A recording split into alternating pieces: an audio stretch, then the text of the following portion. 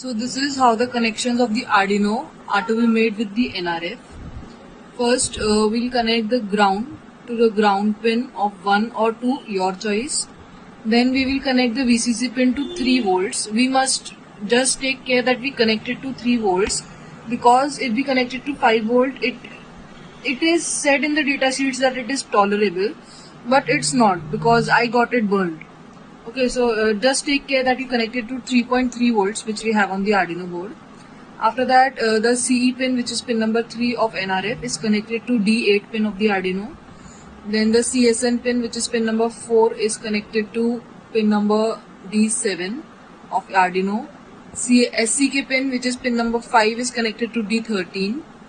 Pin number 6, which is MOSI pin, is connected to pin number D11 of Arduino. Then the MISO pin, which is pin number 7, is connected to D12 of the Arduino. Now we can see the connections of Node MCU with NRF. Again, the ground and the 3.3 volt pins are connected respectively. And then we have the CE pin, which is pin number 3, is connected to D4. CSN pin, which is pin number 4 of NRF, is connected to pin number D2 of Node MCU. Then the SCK pin is connected to D5.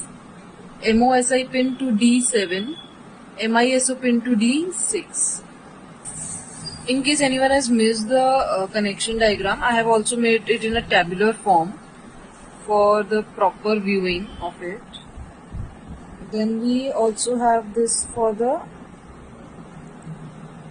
NRF and Arduino, as we can see here. These are the connection diagrams. So this is how the hardware works. Here we have connected the Arduino board, which is our receiver, and the Node MCU, which is our transmitter. Here I have used two USBs, one for the Node MCU and one for the Arduino one. Then we have connected an NRF to the Arduino, as was shown in the connection diagram previously.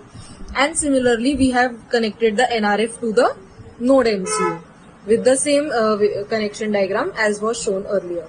Now let's see the code. I will also share the link of the code in the description. So here, first you need to take care, as you are transmitting through Node MCU. So you should select the correct board. First you should go in board. Then you will go for ESP8266 boards. Mine was Node MCU ESP12E module, so I have selected that. You can also select that. And one more thing which we should always note is we should select the correct COM, or select the correct port.